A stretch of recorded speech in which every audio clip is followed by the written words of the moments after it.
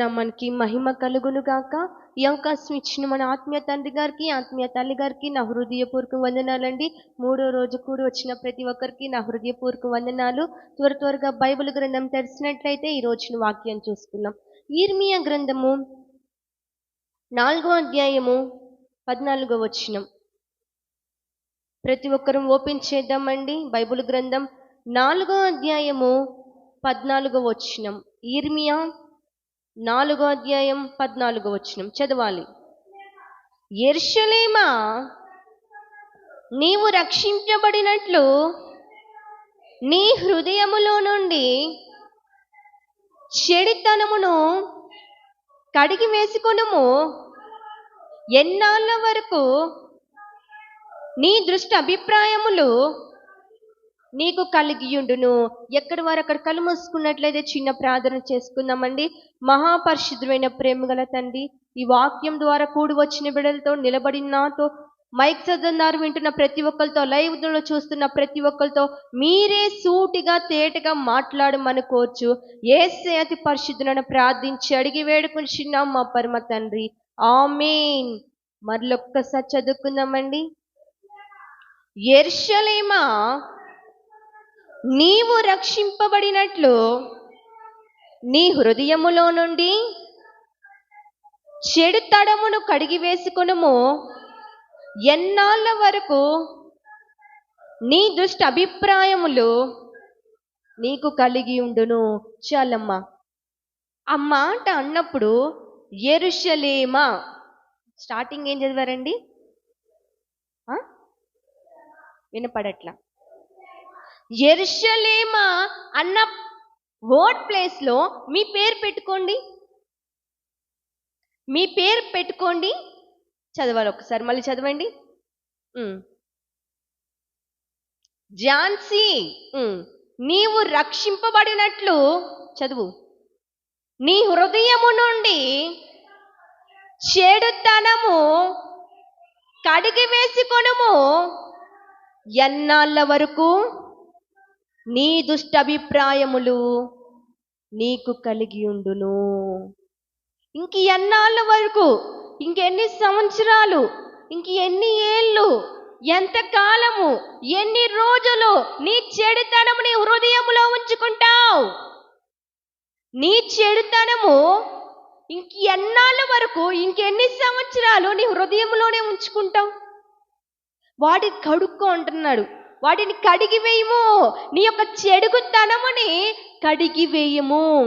యెరూషలేము అనే ప్లేస్ లో నీ పేరు పెట్టుకున్నా ఇంకెన్నాళ్ళు నువ్వు రక్షణ పొందకుండా, నీ యొక్క చెడుతనముని కడిగిపోకుండా నీ హృదయంలో ఎన్నాళ్ళు ఉంచుకుంటావు? నా దేవుడు నీతో మాట్లాడుతున్నాడు ఈ రోజున. ఇంక ఎన్నాళ్ళు ఉంచుకుంటావు? ఎన్ని సంవత్సరాలు ఉంచుకుంటావు? ఇంక ఎన్ని సంవత్సరాలు ఈ బ్రతుకంతా ఇంకా ఆ పిష్టి బ్రతుకులోనే ఉండిపోతావా? ఇంకా విడిచిపెట్టవా నీ యొక్క చెడుతనముని? ఇంకా విడిచిపెట్టవా పాపిష్టి ఆలోచనల్ని? ఏం ఆలోచన అంటుంది? నీ దుష్ట అభిప్రాయములు, ఆ యొక్క ఆలోచనలు విడిచిపెట్టవా? విడిచిపెట్టవా? ఈ రోజున నీ యొక్క చెడుతనముని కడిగి వేసుకొనుము. చెడుతనము అనగా నీ యొక్క పాపిష్టి బ్రతుకును కడిగి వేసుకొనుము. నీ యొక్క వ్యభిచారము కడిగి వేసుకో. ఇప్పటికైనా మానుకో, విడిచిపెట్టు. నీ యొక్క జారవత్వము విడిచిపెట్టు. నువ్వు వేసే వేషాలు, నువ్వు వేసే ఆలోచనలు విడిచిపెట్టుము. విడిచిపెట్టు. ఇప్పటికైనా విడిచిపెట్టు. ఇప్పటికైనా విడిచిపెట్టు. ఇప్పుడు ఫర్ సపోజ్ పెయింట్ అంటిందండి నా చేతికి, నేనేం కడుక్కుంటే పోయింది? కిరోసిన్ కడుక్కుంటే పోయింది, ఇంకా టెర్పెంట్ ఆయిల్ కడుక్కుంటే పోయింది. ఫర్ సపోజ్ ఇప్పుడు ఒక ఇంట్లో వచ్చేసరికి 4-5 సోపులు వాడుతున్నారు. అవునంటారా కాదంటారా? 4-5 సోపులు వాడుతున్నారు, సబ్బులు వాడుతున్నారు. ఎందుకు వాడుతున్నారు? మనమంతా మురికిపోయి మంచిగా ఉండటానికి. ఏం సోప్ అది? మైసూర్ శాండిల్ వాడితే మైసూరులాగా చాలా అందంగా మురికంతా పోయిద్ది. సంతూరు వాడితే యవనం వలె ఉంటారు. సింతాలు వాడితే ఎప్పుడు తాజాగా ఉంటారు. లైఫ్ బాయ్ వాడితే ఎప్పుడు లైఫ్ అంతా హ్యాపీగా ఉంది.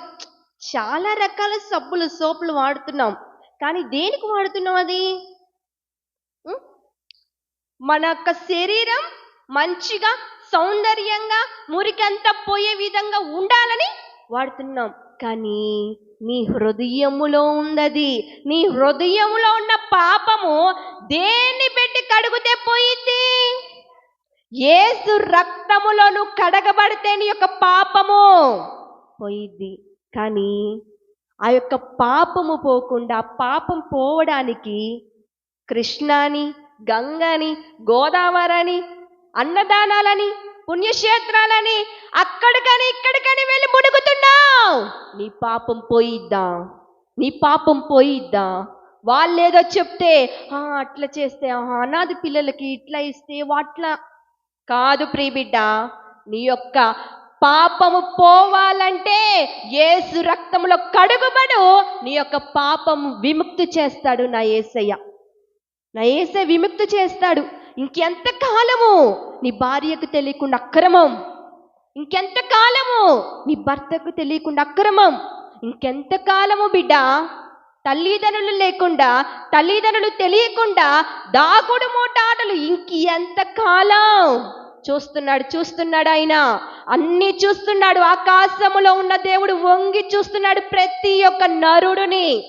నిన్ను నన్ను అందరినీ ఆయన చూస్తున్నాడు. ఇంకెంత కాలం చెడు నీ హృదయములో ఉంచుకుంటావు? విడిచిపెట్టవా? దాన్ని విడిచిపెట్టవా? ఆ చెడు ఉందనుకోండి, ఏమైపోయింది?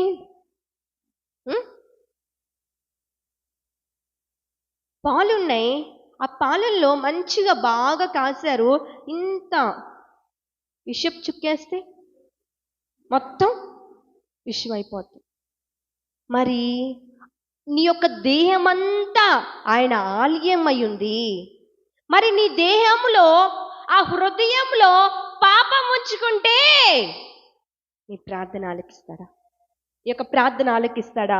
ఇప్పుడుకైనా నీ హృదయంలో చెడుతనమును విడిచిపెట్టు, కడుక్కో. ఇంకొక ఆ మాట ఉంది చూడండి ఒకసారి. దేవుడు అంటున్నాడు, ఇర్మియా గ్రంథము 2వ అధ్యాయం 22వ వచనం చదవండి ఒకసారి. నీవు 22వ వచనం పక్క పేజీలో ఉందండి. నీవు క్షారముతో కడుక్కొనినను విస్తారమైన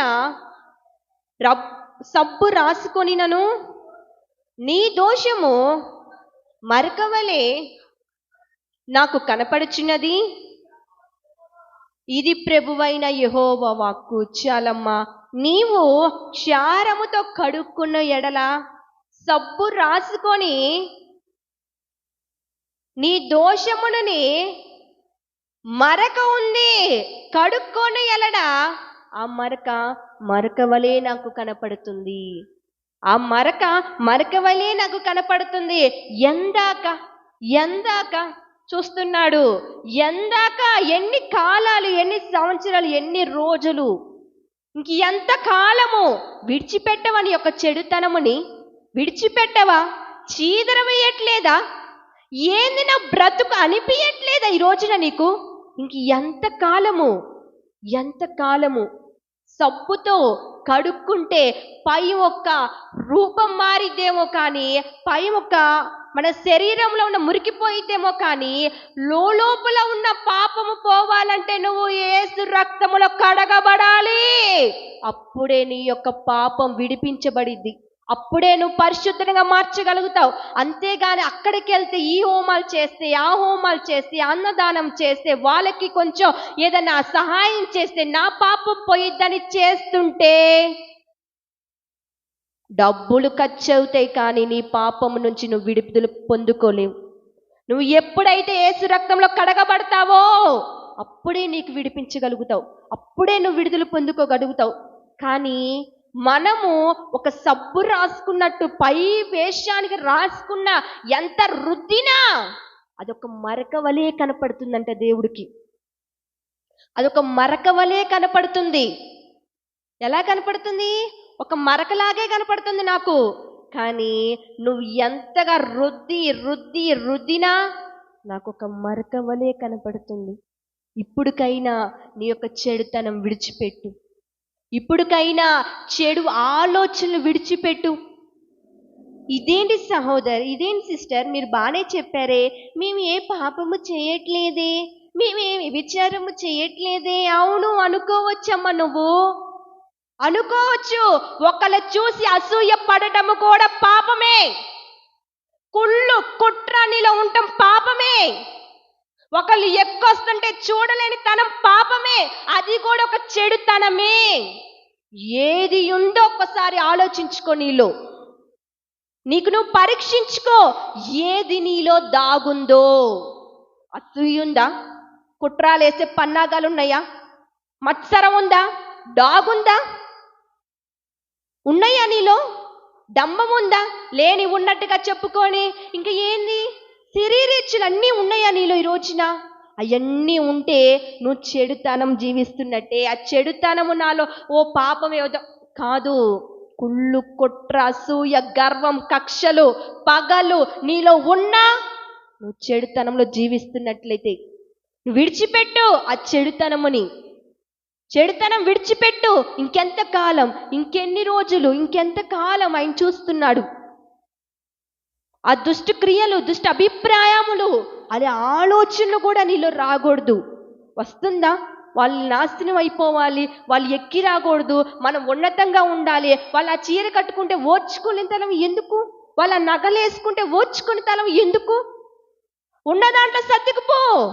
లేని దానికోసం ఎందుకు వీకిరపడుతున్నావు? ఎందుకు ఆ చెడుతనం? ఇంకా ఎంతకాలం బిడ్డ, ఇంకెంతకాలము? ఆయన నీతో మాట్లాడుతున్నాడు. అందుకని ఆయన అంటున్నాడు, చూడండి ఒకసారి కీర్తన గ్రంథము 66వ అధ్యాయము 18వ వచనము.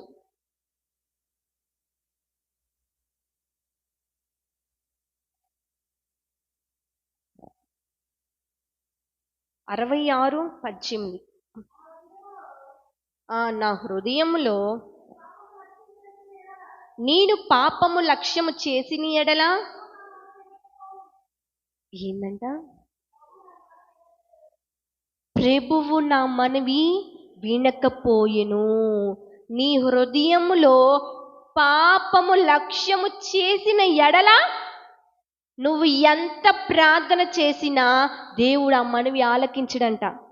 నువ్వు ఎంతగా ఉపవాసాలుండి కన్నీరు కాచి రోదన చేసిన ఇక్కడ నీ మనవి ఆయన ఆలకించడు.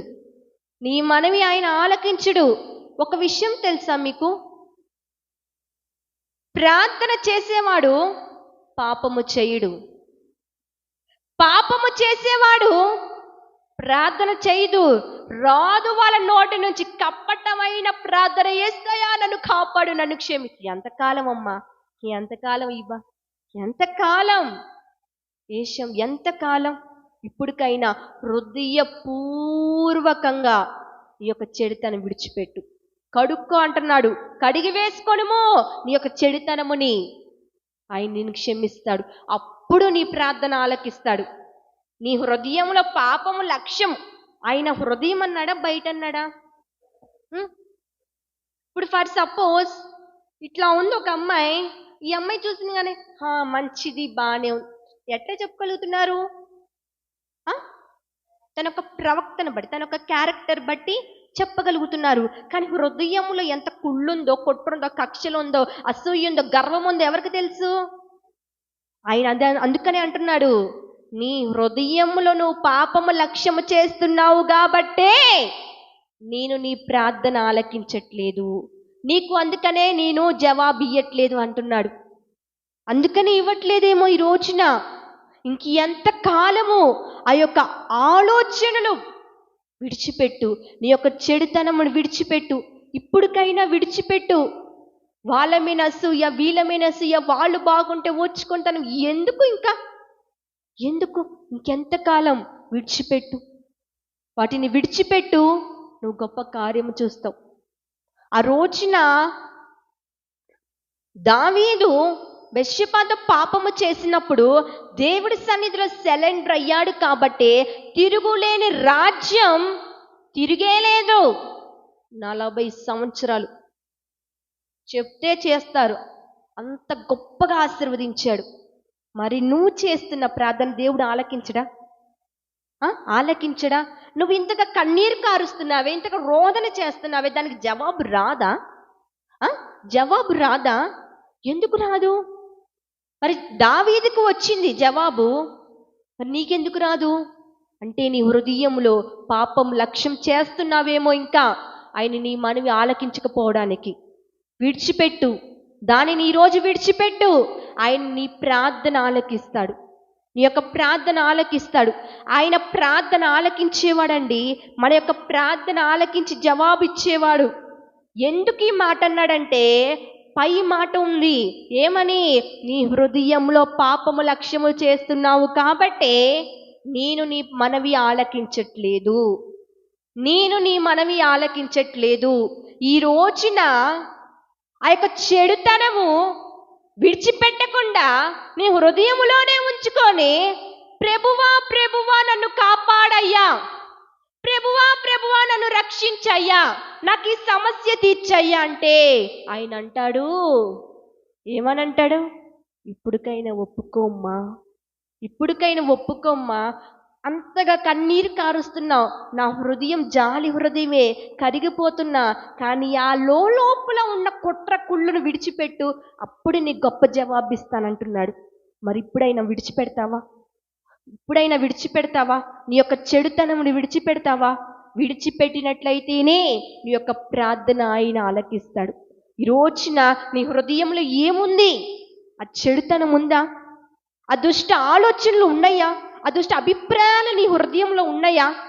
అందుకని నీ ప్రార్థన ఆలకించట్లేదేమో.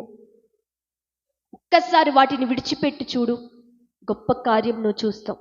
రెండో మాట చూడండి, యిర్మీయా గ్రంథము 4వ అధ్యాయం 18వ వచనం.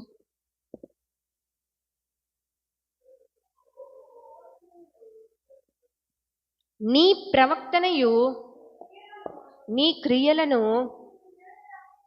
వీటిని నీ మీదకి రప్పించెను, నీ చెడుతనమే దీనికి కారణము, ఇది చేదుగా ఉన్నది కదా, నీ హృదయం నంటుచున్నది కదా. చాలమ్మా, నీ ప్రవక్తనయు నీ క్రియలను వీటిని నీ మీదకి రప్పించను అంటే దేవుడు ఏం చేస్తున్నాడు అక్కడ? దేవుడి సన్నిధికి వచ్చేటప్పుడు నీ యొక్క ప్రవక్తన జాగ్రత్తగా చూసుకోమంటున్నాడు. ఈరోజు నీ యొక్క ప్రవక్తను చూస్తున్నావా? దేవుడి సన్నిధికి వచ్చేటప్పుడేమో భక్తి పనురాల్లాగా, దేవుడి సన్నిధి విడిచిన తర్వాత లోకస్తులులాగా జీవిస్తున్నావా? పాస్టర్ గారి ముందేమో వినయముగా, లోకస్తుల ముందేమో అంతి వినయం. భర్త ముందేమో ఒక రకం, అత్తమామ ముందు ఒక రకం. నీ యొక్క ప్రవక్తన జాగ్రత్తగా చూసుకొనుము. ఈ రోజున నీ యొక్క ప్రవక్తను చూసి నీ భర్త దేవుడి సన్నిధి వస్తాడు తెలుసా?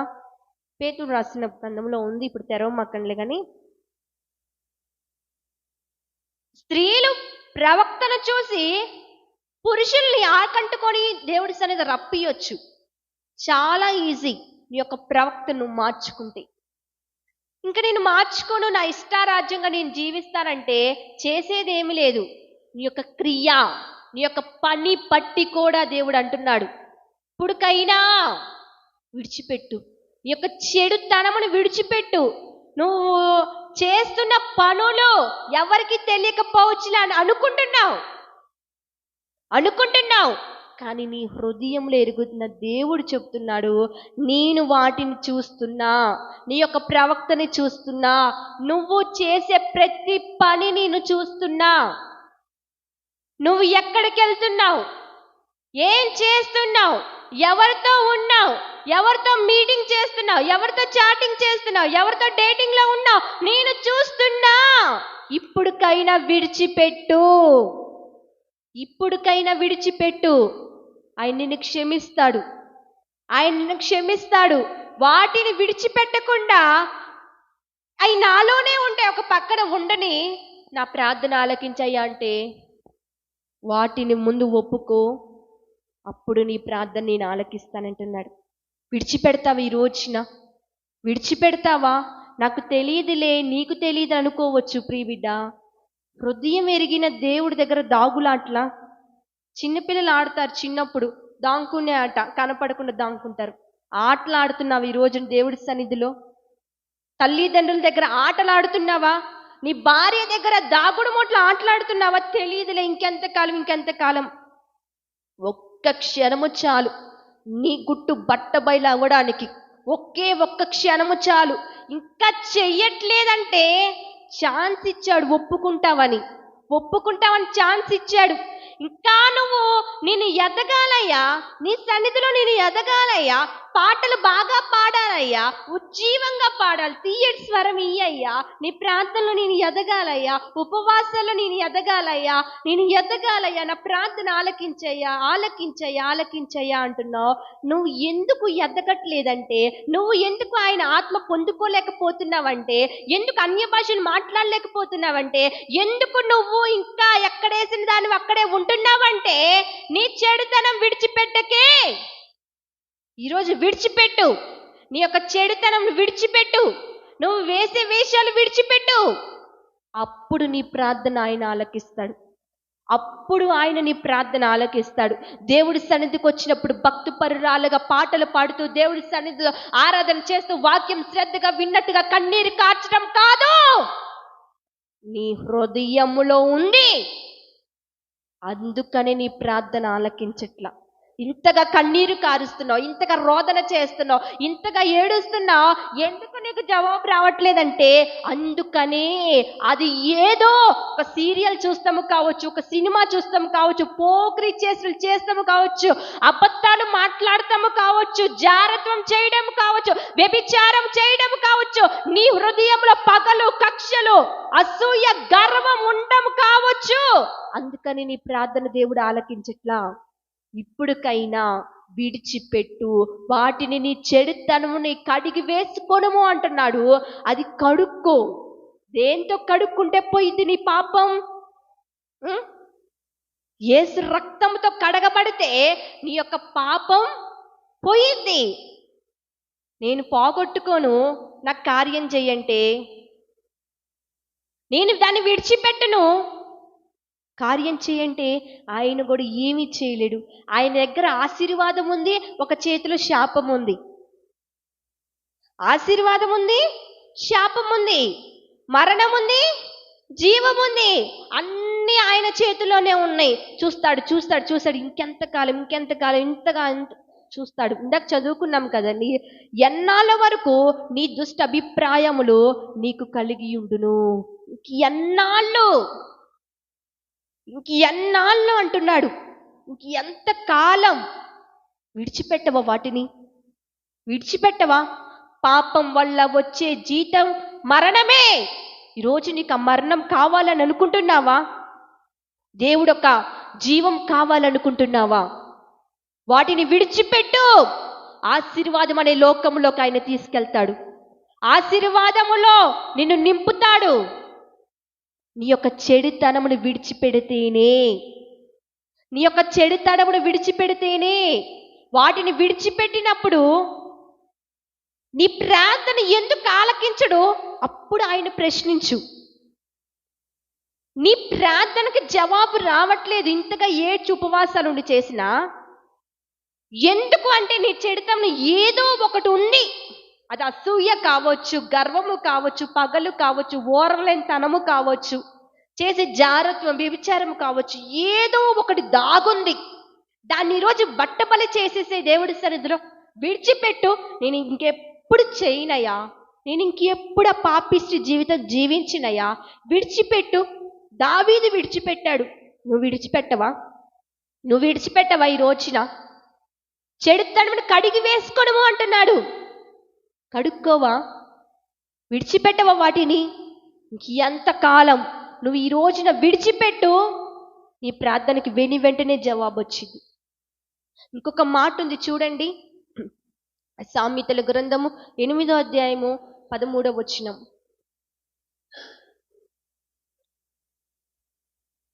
సామెతలు 8:13 చదవండి. యెహోవా యందు భయభక్తులు కలిగి ఉండుట ఏంటంట? చెడుతనము అసహించుకొనుటయే. దేవుడు యందు భయభక్తులు కలిగి ఉంటే మన యొక్క చెడుతనం మనం అసహించుకున్నట్టే. నువ్వు ఆ చెడుతనముని అసహించుకోకుండా నీలో నువ్వే ఉంచుకుంటున్నావంటే నీకు ముందు భయభక్తులు లేవు. నీకు ముందు భయభక్తులు లేవు.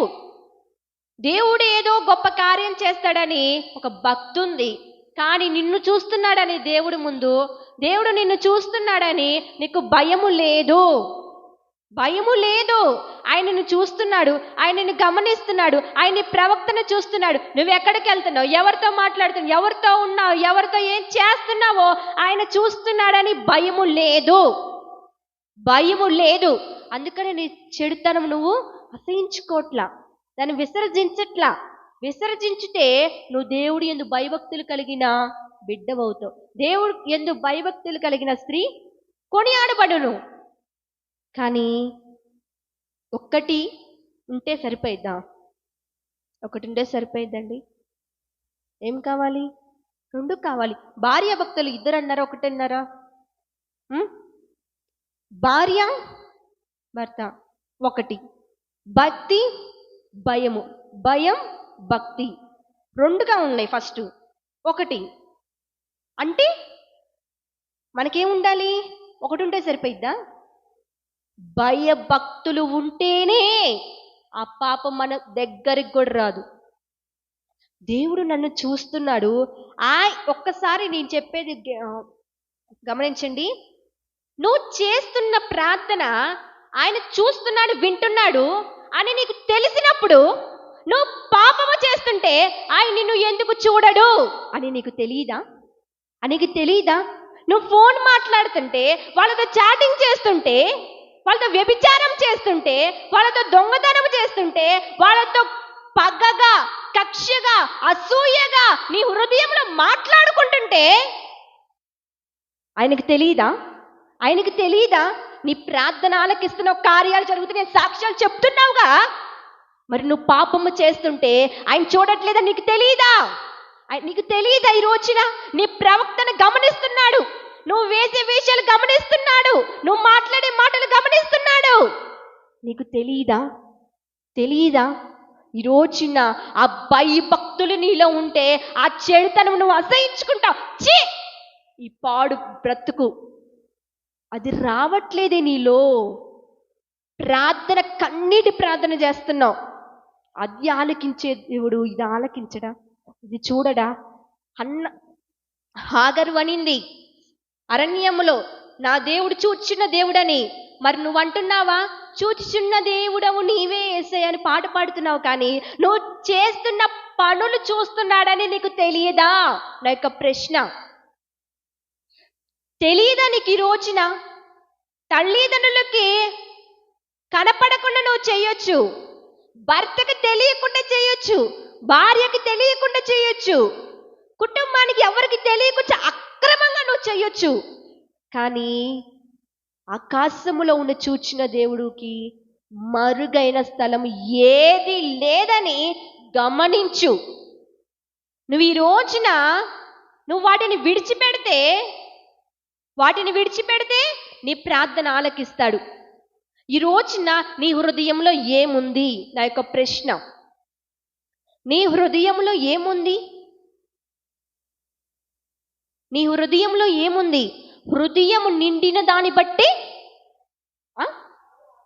నోరు మాట్లాడుతుంది. హృదయంలో ఉన్నాయి, చాలా ఉన్నాయి. 1 కాదు, 2 కాదు, 3 కాదు, 4 కాదు. ఒక్కొక్కటి తీస్తా ఉంటే వస్తానే ఉంటాయి. ఏంటో దేవుడి సన్నిధిలో ఒప్పుకో, ఆయన రక్తంలో కడగబడు. నీ యొక్క చెడుతనముని కడుగు వేసుకొనుము ఆయన రక్తములో. అప్పుడు నీ ప్రార్థనకు జవాబు వచ్చింది. విడిచిపెట్టకుండా యేసయ్యా నన్ను క్షమించు, యేసయ్యా నన్ను క్షమించు, యేసయ్యా నన్ను క్షమించంటే ఆయన చూస్తానే ఉంటాడు. ఇంక ఎంతకాలం ఏమో క్షమించు క్షమించు అనేది. ముందు నిజంగా ఒప్పుకుంటే అప్పుడు క్షమించుదాంలే అని చెప్పి, ఏదో ఒకటి ఉంది నీలో, దాన్ని విడిచిపెట్టు. దేవుడి సన్నిధిలో ఆయన రక్తంతో కడగబడు. ఆయన నిన్ను క్షమించి నీ గొప్ప ఆశీర్వాదం ఇవ్వబోతున్నాడు. నమ్మి ప్రార్థించు. ప్రార్థించుకున్నావా? అందరం మోకరిద్దామండి, ప్రార్థించుకుందాం. ఈరోజు నీలో ఏదో ఒకటి దాగుంది, దాన్ని విడిచిపెట్టు. అందరం మోకరిద్దాం.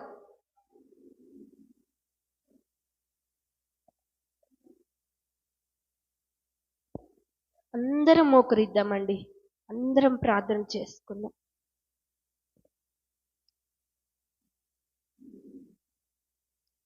అందరం ప్రార్థన చేసుకుందాం. చెడు తడముని కడిగి వేసుకొనుము అంటున్నాడు. నీ దుష్ట అభిప్రాయములు ఎన్నాళ్ళ వరకు నీలో దాగి ఉంటాయి? విడిచిపెట్టవా? ఆ పాపం పోవడానికి అనేక ప్రాంతాలని మునుగుతున్నావు. అన్నదానాలు చేస్తే పాపం పోయిద్దని వేల మందికి అన్నదానాలు చేస్తున్నావు. ఆ పాపం పోవడానికి ఎన్నో ప్రయత్నాలు చేస్తున్నావు. కానీ నువ్వు ఆయన రక్తములో కడిగిపడినప్పుడే నీ యొక్క పాపం విడిచిపెట్టు. ఎందాక దేవుడి సన్నిధిలో దాగుడు మొట్లు ఆటలాడతావు? ఆయన అన్నీ చూస్తున్నాడు. నీ ప్రార్థన ఆలకిస్తున్న దేవుడు. నువ్వు నీ హృదయములో చేసే ఆలోచన ఆలకించడా? ఆలకించడా? జవాబు రావట్లేదంటున్నావు. ఆయనకి నీకు ఒక గోడ, ఒక పాపం అనే గోడ అడ్డుగా ఉందేమో. ఇదే కావచ్చు, అదొక సీరియల్ చూస్తాము కావచ్చు. ఆయనకు నచ్చని ఏదో ఒకటి నీలో ఉంది. దావీదు హృదయపూర్వకంగా ఒప్పుకున్నాడు. నువ్వు కూడా దేవుడి సన్నిధిలో హృదయపూర్వకంగా ఒప్పుకో. ఆయన నిన్ను క్షమిస్తాడు. ఏ సమస్య అయితే నీకు బలముగా అడ్డుగా ఇంకా నా వల్ల కాదు యేసయ్య అనిపిస్తుందో అది కూడా తీర్చుతాడు నువ్వు ఒప్పుకుంటే. ఏదో ఒకటి నీలో దాగుందమ్మా, ఒప్పుకో. స్తోత్రము నాయన, మహాపరిశుద్ధుడైన ప్రేమ గల తండ్రి, నీ నామానికి ఘనమైన స్తోత్రాలయ్యా. నీ గొప్ప కృపతో నాయన ఈరోజు వాక్యం ద్వారా అందరితో మాట్లాడి మమ్మల్ని బలపరిచినందుకు నీకు వందనాలు ప్రభువా. అవునయ్యా, మా హృదయములో నాయన చెడుతనమును నాయన మేము నాయన చెడుతనమును అసహించుకొనుట అంటున్నావు కదా నాయన.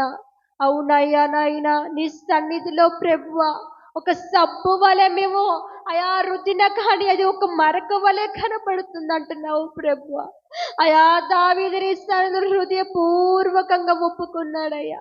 నీ సన్నిధిలో నాయన మా యొక్క పాపము క్షమించబడాలంటే, నీ రక్తంలో కడగబడాలంటున్నావు ప్రభువా. అట్టి కృప దయచేయండి నాయన. నీ సన్నిధిలో మా ప్రియ బిడ్డలు ఎంతో కన్నీరు కాచి ప్రార్థన చేస్తున్నారు. బిడ్డలు ఏ సమస్యల గురించి నీ సన్నిధిలో మొరపెడుతున్నారో బిడ్డలకి గొప్ప జవాబు మీరు దయచేయండి అయ్యా. బిడ్డల ప్రార్థన ముందు లక్ష్యం ఉంచి నువ్వు ఆలకించండి. గొప్ప కార్యం బిడ్డల పట్ల నువ్వు జరిగించు, నువ్వు సహాయం చేయండి ప్రభువా. నీ నామానికి మీరు మరింత మహిమ తెచ్చుకోండి అయ్యా. మహిమ ఘనతను ప్రభావం మీరు మాత్రమే పొందునని నజరేతుని యేసుక్రీస్తు నామం పేట ప్రార్థించి అడిగి వేడుకుంటున్నాం మా పరమ తండ్రి. ఆమేన్. అందరికీ వందనాలండి.